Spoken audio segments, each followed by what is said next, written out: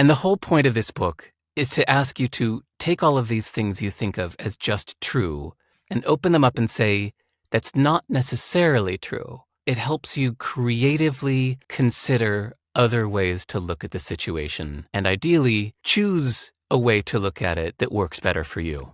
Welcome. This is Unfolding, the show where I unfold creative business minds. My name is Marco Pfaden, and now I just want you to sit back and enjoy the show.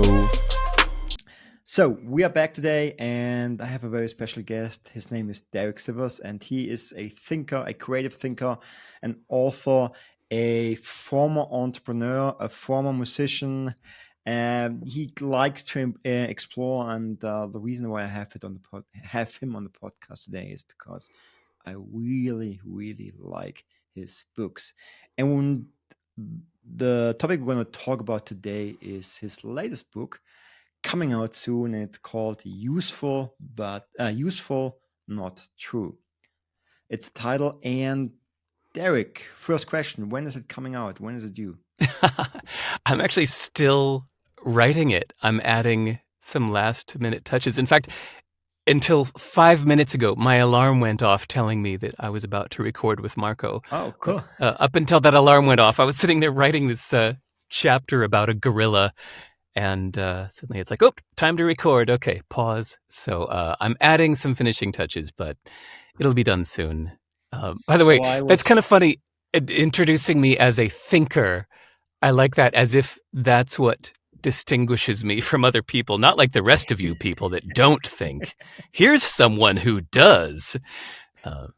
Well, I don't think it's like maybe it's not the thinking that separates you, but I think it does, because you have a very unique way of thinking, and we should get into this. But what really separates you from the rest of us is that you can articulate your thoughts very well, actually, very precise, and in a very engaging way. And what I loved about your book, and you said this in the beginning, of the book, is it's about framing, right? It's about reframing the experience, everything we take in. And after listening to the book today, it makes so much sense, because I believe this is something the world really needs at this point. It's fascinating how you talk about what's useful, what's true, how you make the distinction, and not everything is true. Also, you get into science and then telling people not even science is true, it's just a concept, right? Those are all concepts. But I want to hear you talking about the book. So what made you choose this specific topic? I have some beliefs that I choose as a corrective measure, meaning, like, we all know the experience that, say, if you are bowling or if you're playing frisbee, that you try to roll the ball directly at the middle pin, but every time you do, it curves to the left. Mm-hmm. So you think, okay, well, I've tried this 3 times now to aim at the middle, and it keeps curving to the left. So what I'm going to have to do is I'm going to aim to the right.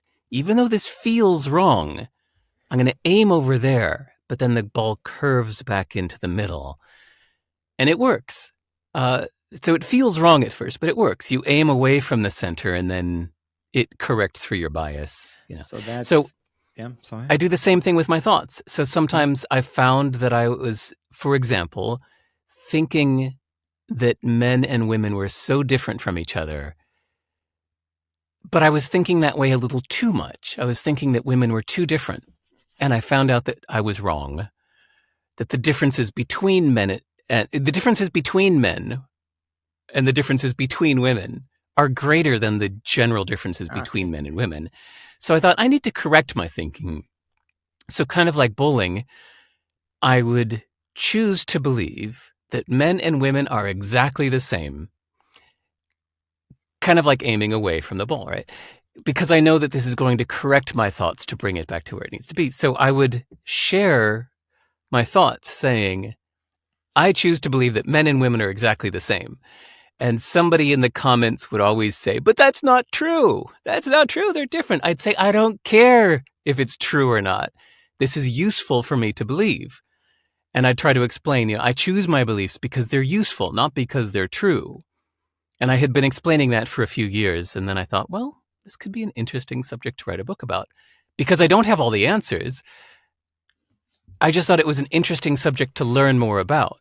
So for the last 2 years, I went and read like 30 or 40 books about religion. I read the Bible cover to cover. I learned That's about something. 5 different religions. I read 6 different books about cognitive behavioral therapy and 5 books about pragmatism and nihilism and all these other books, all curious about this subject of choosing beliefs because they're useful, not because they're true. But that's not what those books usually teach you, right? Those books, they talk about the beliefs. Why? Right. I want to understand. I want to get into the context. Why do we need this? Why do people need to understand that everything we believe, everything we believe to be true, why should we go away from that and see that more as why should we reframe this? Why should we not believe that everything is true? Okay. When you think of something as true, it's closed. It's done. Uh-huh. There's no questioning it. It's just a fact, and that's that. That's just true. You stop thinking about it. And it's when somebody says, well, it's not necessarily true, that opens it. And now you can consider other possibilities. As soon as you say that something is not necessarily true, it invites you to consider what else might be another way of looking at it. The reason this is so important is because I think a lot of us are suffering emotional damage thinking that, say, somebody in our past wronged us. What that person did to me was wrong, Yeah. and they should pay for what they've done. Or I live in I don't know. I live in Poland and it sucks. There's nothing to do here. There's no opportunity. This is a terrible place. I I would be happy if I lived in Paris. There's no way I can be happy here in Poland. And they just think that that's just true. And the whole point of this book is to ask you to take all of these things you think of as just true and open them up and say, that's not necessarily true. And once you say not necessarily true, it helps you creatively consider other ways to look at the situation, and ideally choose a way to look at it that works better for you. So in some sense, those beliefs we think are true, they limit us. Yes. Unless you've chosen it on purpose. Okay. Like you say, for example, being a good dad to my kids is the most important thing in my life. Mm-hmm. And that's just true. I'm just choosing that. I'm not questioning that. That is closed. I'm closing that on purpose. Okay. That will not be questioned and doubted every day. Because this works for me. It's congruent with my belief. It's a useful belief. It makes me a good dad. It makes me unconflicted. And so I'm good with this one. I'm keeping that one closed. But there's another one that says it's important that I have a lot of subscribers on my YouTube channel, because if I don't, then I'm a loser. And you Okay. go, maybe I need to question that one. That one doesn't work for me. That one's making me stressed out. I'm not sleeping very well. In fact, maybe I'm not being a very good dad because I keep checking my YouTube hits or something like that. So you open that up and you say, maybe that's not necessarily true, and you question it.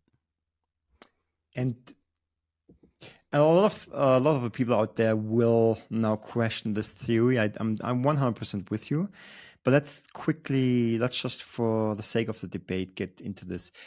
If we always question or reframe what we think is the truth, then there will not be any truth anymore. So, It depends where you want to draw the line. Okay, so I draw the line. Okay, wait, sorry.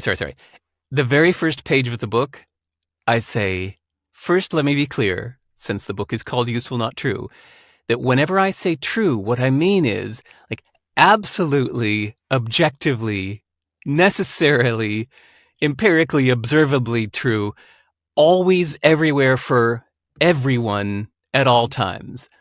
That's, to me, the definition of true. Which means it's not only in the mind, because if it's in the mind, then somebody else's mind could think something different. yes. So thoughts themselves are never true.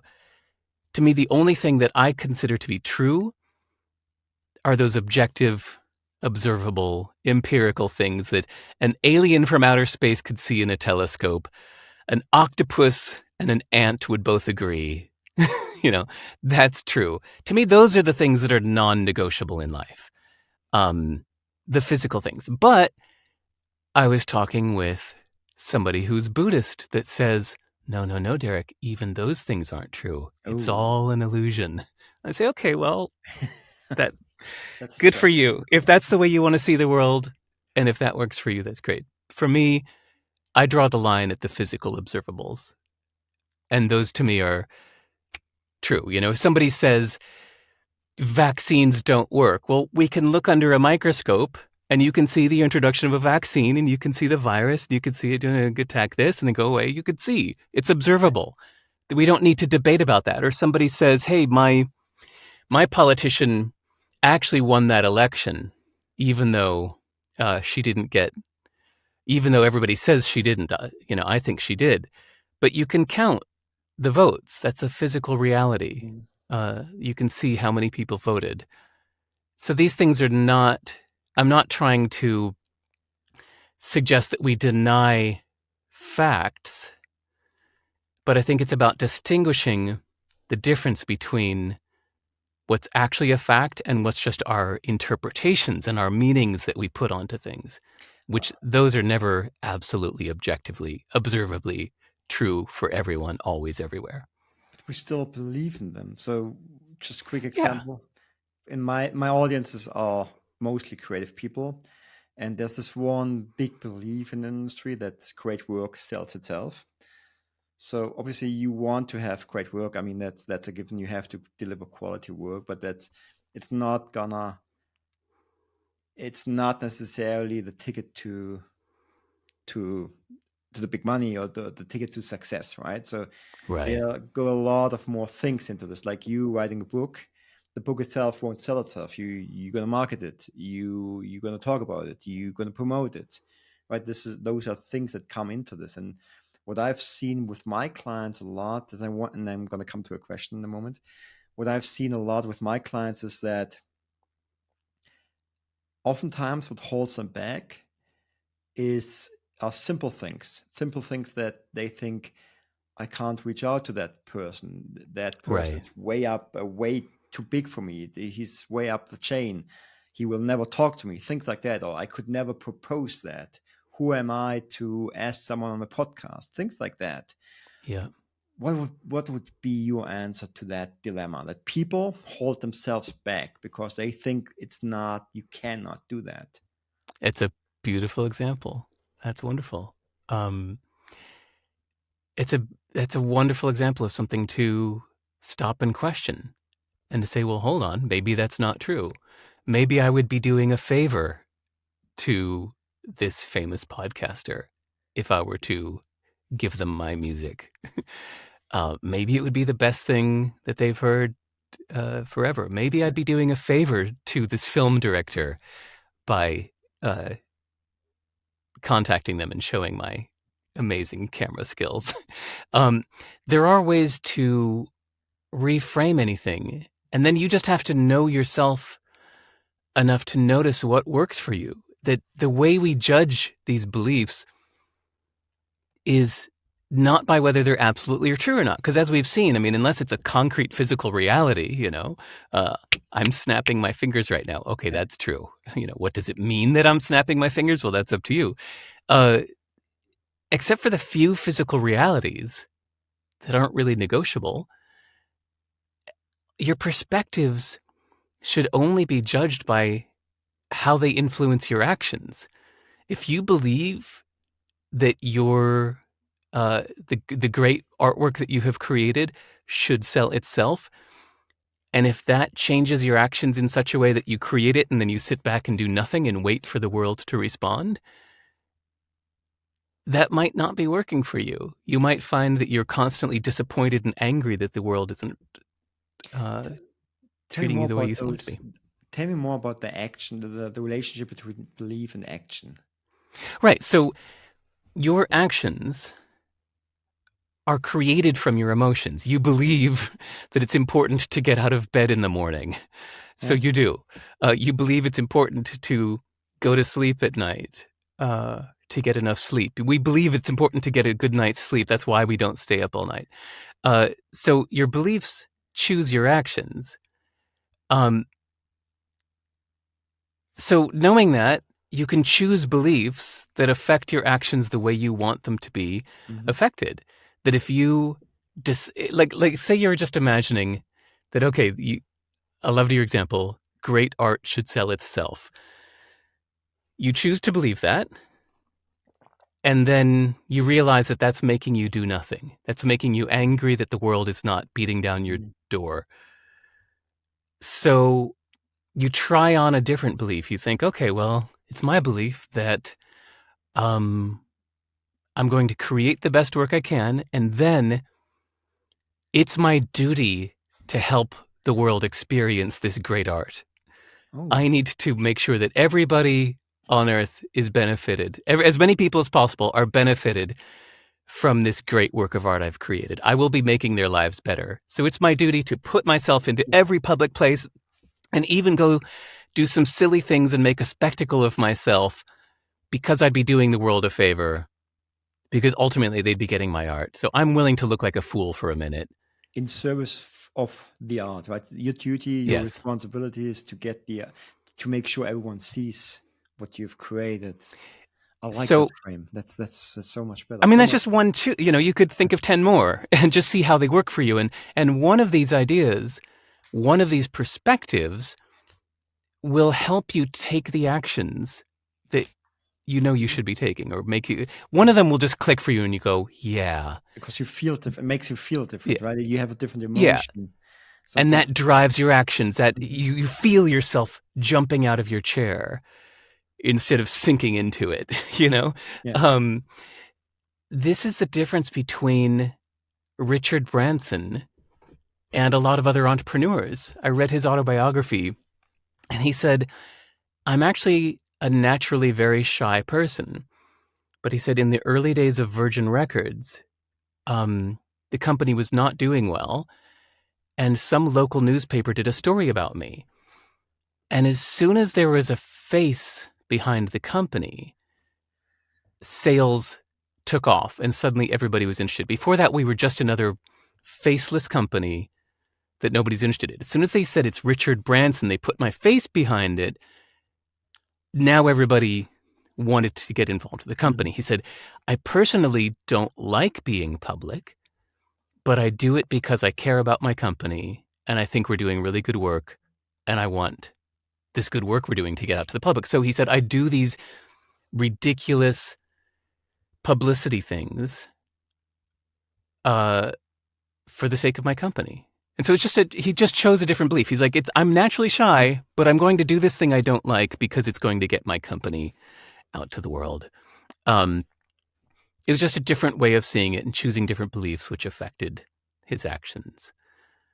Um, And I love how yeah, simple this is, right? It's just so people believe they have to change. They think it's a big act. They have to do all those things. They have to create, I don't know, a new pattern, a new whatever, a new routines or whatever.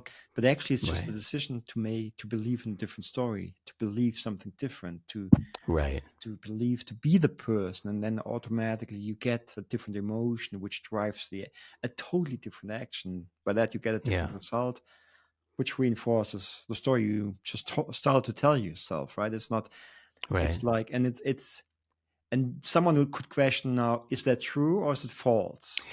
right. So that's why, hence the second part of the title, useful, not true.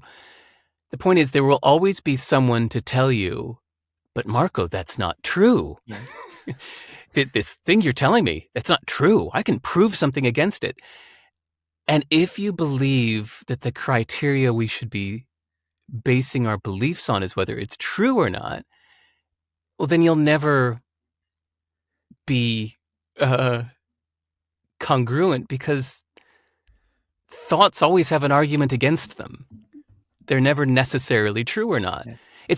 That's why in the book I talk about religion for just a chapter or two, because that definition of true is being, absolutely, objectively, observably true for everyone, everywhere, always, means no religious beliefs can be true, because anyone who believes a certain religion knows that there are other people that believe a different religion. Yeah. So either half the world is wrong. Well, actually, let's say there is no religion that most of the world believes. So let's say either most of the world is wrong and you're right, or the reason you have your religious beliefs is because this works for you. It works That for you. this makes you a better person. It makes you happy. It makes you not afraid to die. It guides your actions But and peace of mind in a good way. and what that points to is that the search for the truth, which religion is mostly about, like everyone believes this is they have the truth, the final truth, the true truth, whatever. Right. And it's the same for me when I start teaching people what I know. I thought I had to get to the truth. What's the truth behind all those marketing, sales, branding things?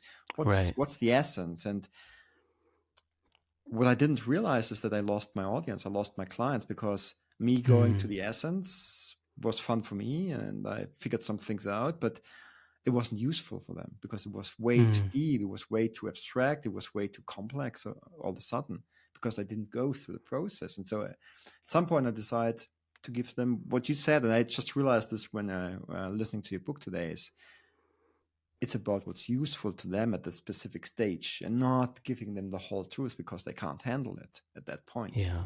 And probably I don't know it anyway. So, but right. but it's I like the distinction, and I never thought about it, that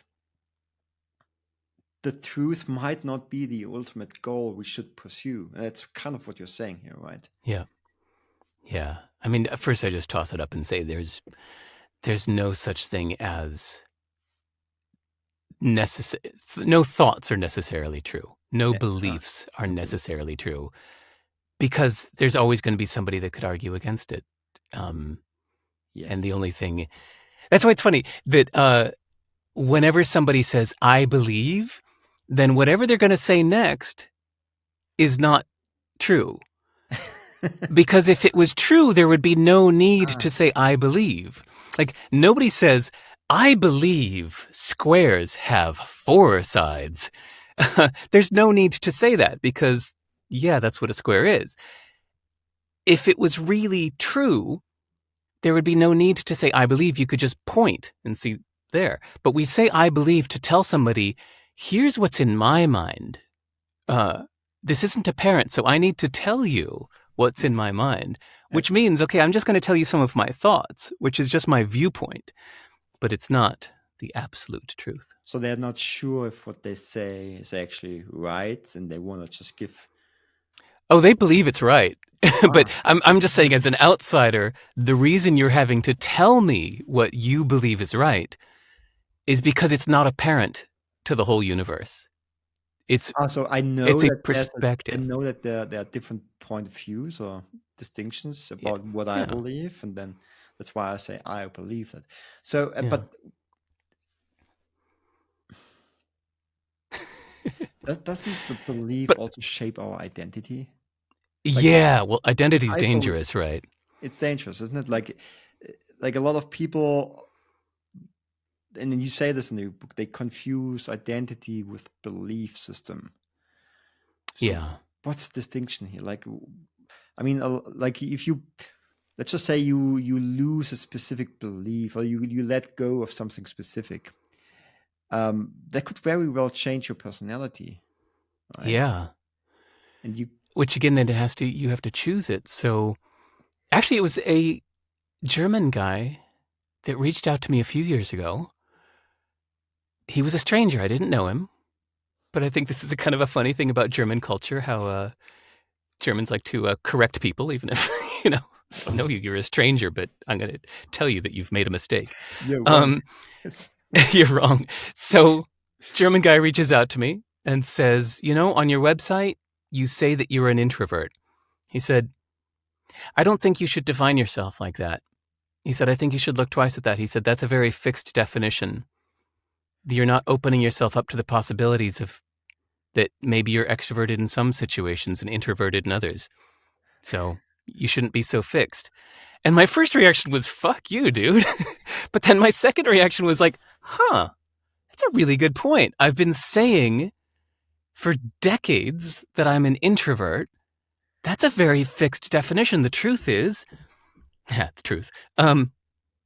I'm quite outgoing and extroverted in some situations. Maybe I need to let go of this. Wow, maybe I've just been identifying as an introvert for so long that I haven't questioned it. I'm really glad he pointed that out. And so we could do that with anything. You could have identified yourself long ago as saying, I'm just, I'm not a public person. Like the Richard Branson example. Mm. I'm shy. I don't want to be in the spotlight. It's just who I am. Yeah, this is just who I am. But then you might realize that that's holding you back from what you actually want. So Richard Branson actually really cares about his companies. Mm-hmm. He really is just an introvert entrepreneur that's just kind of shy and wants to be, he just finds business fascinating. So he has to do something that's against his nature in order to get what he wants. I want to quickly go back to the shift that happened to you from introvert to, would you say you're an extrovert now? Did that change all the way? No, now I just decided I'm not going to categorize. Okay. But just getting rid of that belief that you are introvert, did that change the way you behave? Did it change the way you see yourself, the way you show up? Yeah. There were definitely some things that I would say no to because I thought, well, that doesn't fit with my identity as an introvert. So I would say no to some things. On the other hand, there are still some situations where, I'm not going to deny that I have a preference. I have a couple times tried to go to an event put on by somebody whose books I love. I've tried to do this twice. Twice I have loved somebody's book so much that I went to an event by that author, and suddenly I was there with 1,000 other people all being stupid about, like, I hate this. No. And I left going, oh, yuck, I hate that. Get me away from these people. I'll just get back to the book. Thank you very much. But then another friend of mine is the opposite. She said, yeah, I looked at the book and it was okay, but who's got time for books? So she said, so I flew to the event and it was amazing. There were all these other people and I was like so charged up. It was like transformative. And I was sitting there talking with people all night about the changes we're making in our life. And, it's like really like we got into this drum circle around a fireplace and we're singing and it was connecting and oh my God, it was transformative. And, I think, fuck that. Just give me the book, So, the book works better for me. So we can have a preference, but I'm glad that this German stranger reached out and challenged me to stop categorizing myself or limiting myself to one definition. That's untypical for Germans, but So another thing I would like, this is a statement I really love in your book, is the future is useful, not true. Yeah, well, once you realize that anything in the mind is just a thought, it's not necessarily true, then you realize that the future is a bit of fiction that we've all agreed upon. that it's just our imagination. There is no such thing as the future. It doesn't exist. By definition, it doesn't exist. But yet we all act as if it does. Just something we agree on. Like we all agree that money is worth this much, that you can trade money. It's like we agree that these pieces of paper or these coins are worth something, and that's how we get along. We agree that there's this thing called the future, but it's really just our imagination. When I read predictions. when I listened to that today, that actually was liberating for me. It's like, oh, cool. It's so true. There is no future, right? And anything you do today will actually shape the future. So, and that's how you can change the future. It's just like it gives you. It's like you don't fight against something that seems to be written in stone. It's like this, not like your destiny, but it's like you create your future today by the things you do. You exercise today, you grow muscles tomorrow, right? Things like that. So that was I actually listened to it when I did my exercise today, my trainings, and that was really liberating to me because it made me realize that there's nothing I have to fulfill. There's nothing that has to be done. Like I can choose what I want to do because there's no future that I have to. I don't know how to say that, but that I have to live up to. Nice. Right? It's like nice. It's all in your head. It's in my head, right? It's like, and probably most other people don't even think about my future. They are more concerned with their future. So it's all made up, right? And you have this story with make believe, the games the kids play, right? It's so true. It's like we make believe that if we don't do something, there will be something bad happening to us. That's why we go to work. That's why we get up in the morning, and then it's like. And you chose a different path, like almost like 20 years ago, right? Yeah. So, by the way, quick question. In Germany, growing up as a kid, do you call it make-believe, or what do you call it in German? Yeah, I actually was thinking the same thing today when you said that. I know what make-believe is, the game. Mm-hmm. We don't have a name for that. Okay, I couldn't think of one. But it's more like playing games, is that. So basically, for my German audience, make-believe is kids playing, just inventing their own rules, their own worlds, right? I'm a Superman today, and you are playing roles, role play. I would say that's something we would say probably. Okay, right. My son is 6, so he's doing a lot of that. He's in his own world. Like he's trying to make me believe that the world is different than I believe it is, and it's like we get into these discussions, and I usually lose, but because he's very good in articulating this. However, but we don't have a word for that. We're all role playing. At some point, you said, "I'm creative. I am in the creative business. Like I am a creator." And there were many other beliefs you could have chosen, but you chose that one, and for some reason, that one made you go, "Yeah, yes, this is who I want to be. This one inspires me. This one makes me jump out of my chair and take action." Whereas the thought of like, "I'm an accountant," that one didn't work for you. That one didn't inspire you to action. But somewhere there's somebody who went, "Oh my God, I could be an accountant." And that got them excited and made them study harder and open their own business for an accounting firm. Somebody got excited about that. You didn't. You got excited about being a creator. And at some point you said, "I'm going to have a podcast." And other people hated that thought. They said, "I could start a podcast." And that idea made them go, "Oh God, that sounds horrible." But for you, that idea worked. And so it's role playing. It's not like this is who Marco is. It's just who Marco's chosen to be right now. I like the analogy you just made. Like it's role playing with identities, right? Because if you choose an identity, you also buy into the belief system that comes with the identity. Yes. If I'm a creator, quality of work is important. If I'm an accountant, accuracy is very important. It's so now rewinding to what you said half an hour ago, somebody choosing to believe great work will sell itself. That belief could be useful at the moment that you're creating. So while you're sitting there creating, Ah, part of your mind could be thinking, oh, fuck, how am I going to sell this thing?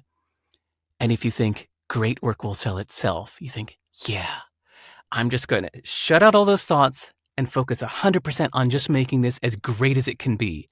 And in that moment, that was a useful thought. Doesn't matter if it's true or not, it was useful for you to believe in that moment. Then when the work is done, you finished it, you went, wow, it's done. yeah. Now, that's a harmful belief. Now the better belief for you to have is great work will not sell itself. I need to go tell everyone about this. I like, yeah. It's like you gotta be like Richard Branson, like the story you told half an hour ago. That's the same with your book, right? You have to you have to have the face behind the book. You have to have the face behind the work. Otherwise, it's just it's not like a company without a face is faceless. We know this Right. from business, and the same for me is with art. Like the art where we have a face in mind of the person that created it, it's worth so much more. Like Well, sorry to interrupt, but be careful if you're acting like this is true. ah, You were starting to sound like you were saying this like it's a true fact. yes, But I could argue against it. you In could. fact, one of the best books I have ever read in my whole life is anonymous. If you go to my website, if you go to sive.rs/book, right near the top of that list of all my book notes, there's over 400 books there now that I've read and loved and taken notes on.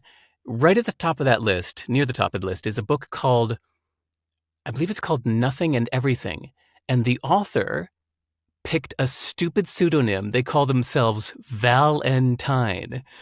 We don't know who it is. It's an open source, non-copyright book by an anonymous author. But fuck, it's brilliant. It's amazing. It's a great book. They've done nothing to promote it. It's just sitting there on Amazon. And I'm glad that somebody pointed me to it because it's breathtaking. It's beautiful.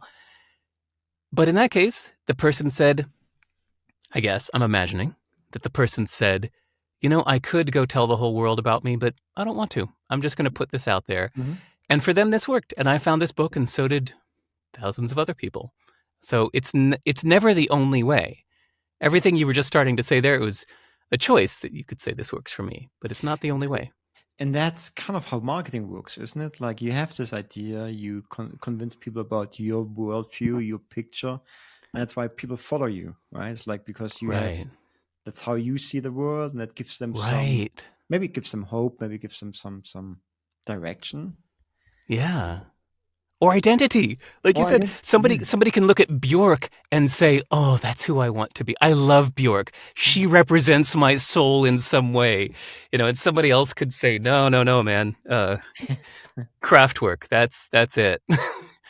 I'm a I like Kraftwerk that. It's like person. same with sports fans, right? It gives you an Mm, identity, hell yeah. who you are, the group you belong to. Yes, it's so funny when sports fans say, we won. Yeah, No, you didn't. You drank beer on the sofa. They won. they won. Cool. Um, Tell me Sorry, you about. see, you asked why I wrote this book. It's just a fun subject. I'm not claiming to have all the answers. I just realized 2 years ago, this is an interesting subject. So I spent the last 2 years learning more about it, and I I'm mean, sharing some ideas, but the premise of it's the open. book is there's no truth. That's what I got out of it. And one of the things you talked about your scientist friend, right? Yeah, That you when he asked you what's one thing you believe to be true, you answered science. and he And got a good long laugh. yeah, tell me about that. So even Yeah, science isn't true. yeah. Well, sorry, I just have to correct one thing you just said. To me, the premise of the book is everything is open for you to reconsider. Okay. It starts out by pointing out over and over again, this isn't true, that isn't true, this isn't true, that isn't true, because I'm trying to open these things up to say not necessarily true. Hmm. All these things you're thinking are absolutely true are closed. Let's open them up so you can reconsider them.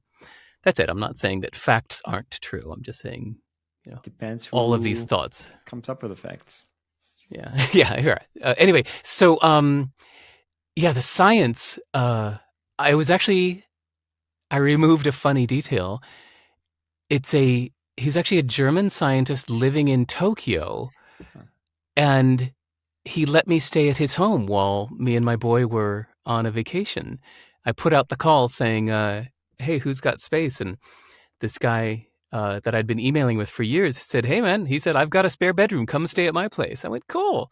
So I went to go stay at his home, and he was telling me what he was working on, and I told him what I was working on. He said, "Oh, useful, not true." He said, "So what's an example of something that is true?"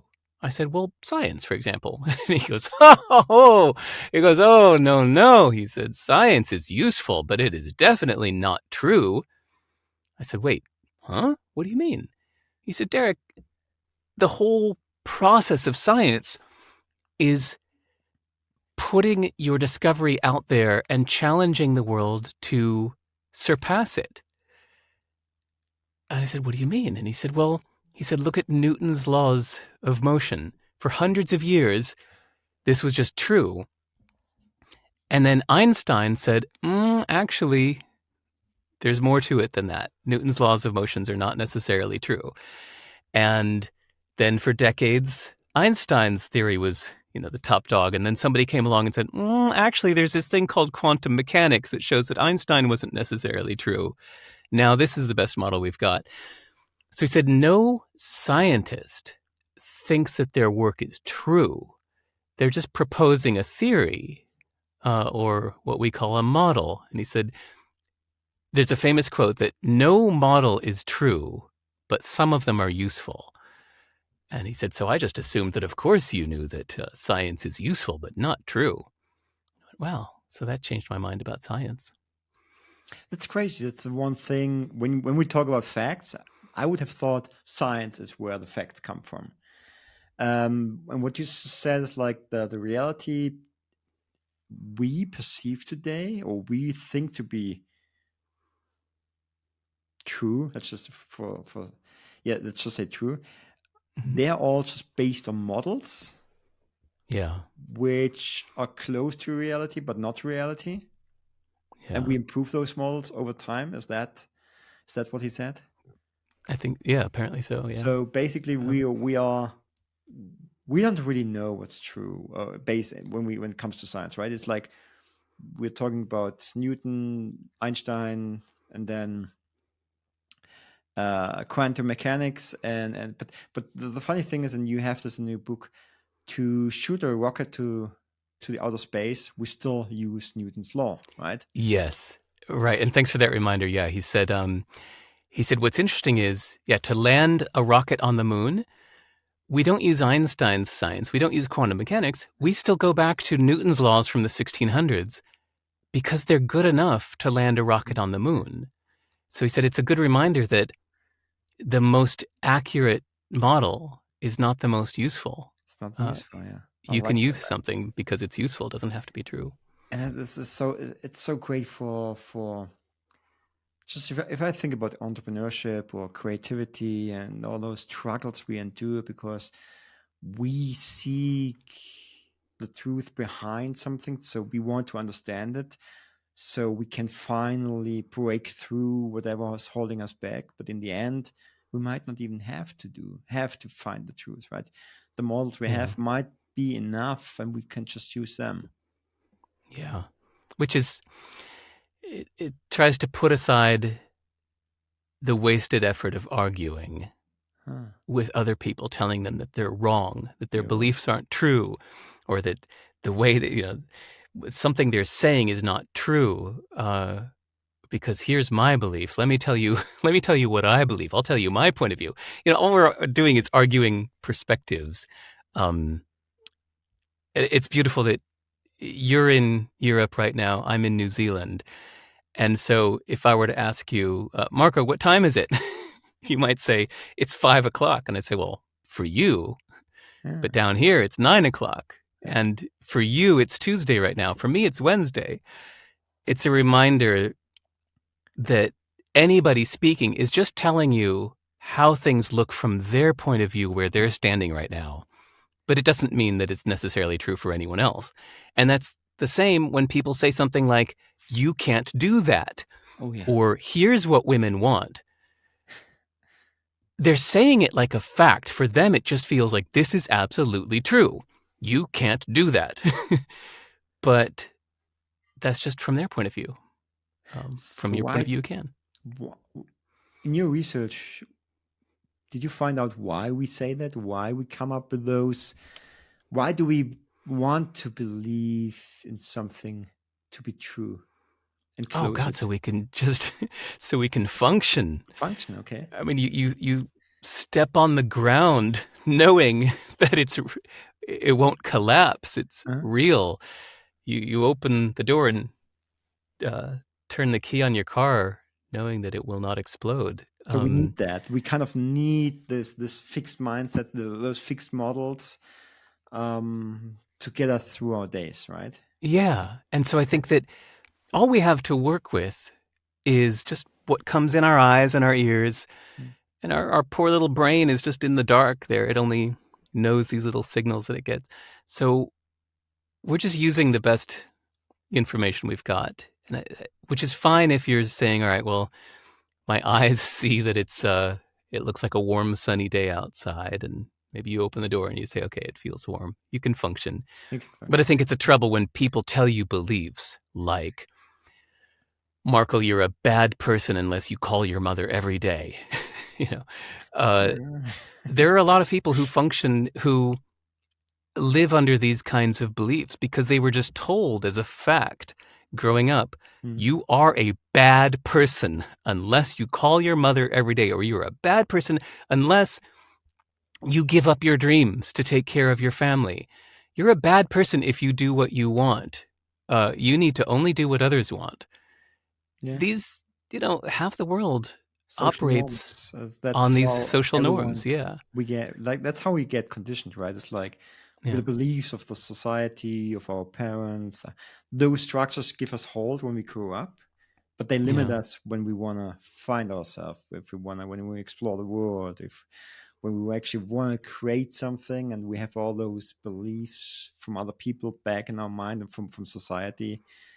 And that's what I've learned in, because I work with a lot of different nations and countries. It's particular in Germany. It's like we are very focused on the past, Mm. and so everything we do is based on the prediction. Like, we predict the future really from the past, like from something. And it's like when you look at that Germany as a nation, we have the most insurances. The biggest insurances in the world are in Wow. Germany, because we need insurance. And I believe one of the reasons is obviously because we had so many wars, not just the world wars, but there were small Hmm. wars, things like that. We can't trust our neighbors. Right. And when I come to, and I've lived in New Zealand and in Australia, even in the US, it's more that go west mentality. It's like we conquer the world, or we explore the world. It's like Pathfinder.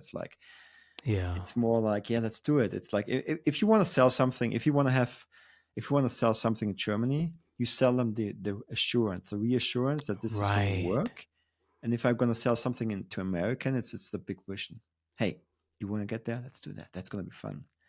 Something like, and that also comes down to how we are conditioned and the beliefs we have. And the reason what I'm saying is because you said something very beautiful in the book too, is like that the past is a story with one perspective, one point of view. That's what you said, right? It's like, Yeah. so, and why did you say that? Oh, because so many of my friends have been traumatized by their story of the past, especially this belief that somebody has wronged them, that, you know, this person in my Mm. past did something bad to me and it was wrong and it was evil and people are evil and I have proof of that because this person did an evil thing. And they just say that like it's an absolute fact of and law of nature that this is a true fact. And in a couple cases, I've actually known the other person involved and talked to the other person, and they're just like, huh? What? She said that? I had no idea. He said, yeah, I just, she was into me. I wasn't into her. I had no idea Yeah. that she was The, affected by this. And it's just, so it's like she hung on to one version of this story and built her worldview around it. People are bad. People will screw you over. I'm unlovable. I'm impossible to be with. These are just facts, and I know this because this is the past. And so I think it can really, really helpful for all of us to look at your own past and say, maybe that's not necessarily true. and you also had this, I can't really remember, but there was a story that people, our memory fools us. So what we believe to be true, what happened to us, the story that we have in our mind is not necessarily what we actually perceive to be true 10 years ago. Yeah, that's you can look up. There's so many scientific studies about how badly we remember. Yeah. That there was a short way of putting this, is that remembering is a creative act. Oh, that's nice. Okay, so anything I remember, You're recreating it. You're pulling some faint, foggy, misty little thoughts from your brain, mixed in with dreams you've had, mixed in with interpretations, and you bring it up and you feel like it's a fact, but your brain lies to you. my brain lies. It's just, to me, again, that's a useful thing to believe, because again, it helps you open things up and question them and say, maybe that's not necessarily true. I feel like it's an absolute fact that my friend a year ago said something nasty to me, and that's why we haven't talked since then. That might not be true. Not necessarily true. Maybe that's useful to open that up again and consider other possibilities.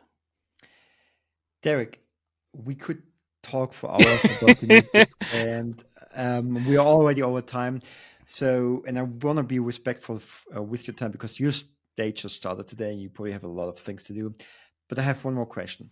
Sure. What's something you want the audience to take away? What's the message you want them to get out of today's conversation? Ooh.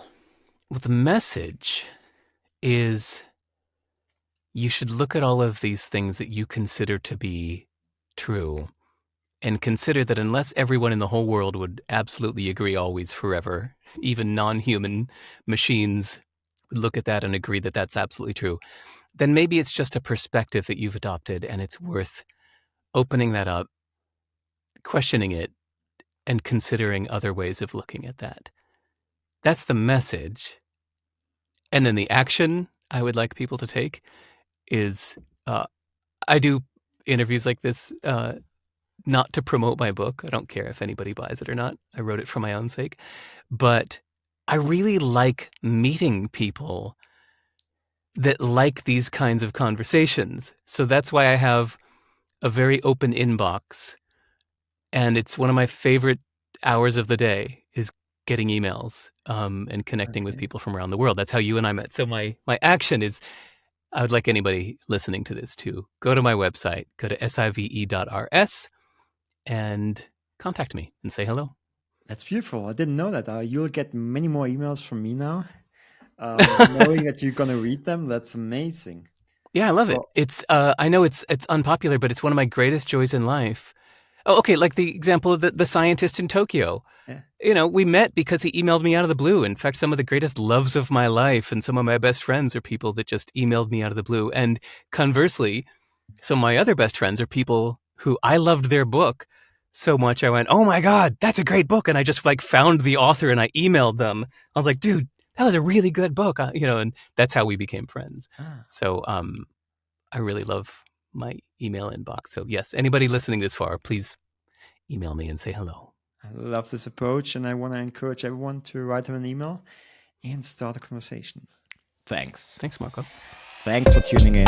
My name is Marco Fun, and I hope to see you all again on our next show, where we unfold creative business minds.